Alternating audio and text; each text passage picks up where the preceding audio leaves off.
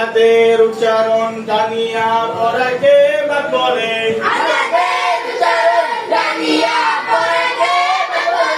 মাদের হরফ তিনটি জবরের বাম পাশে খালি আলিফ মাদের হরফ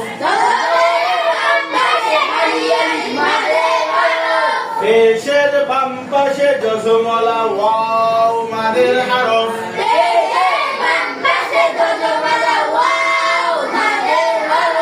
জেরের বাম পাশে জজমলা ইয়া মাদের হরফ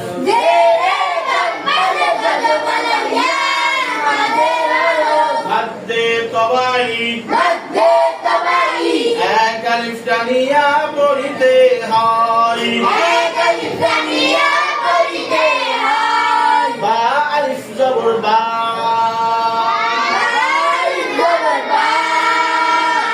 বাওয়াও পেশ বু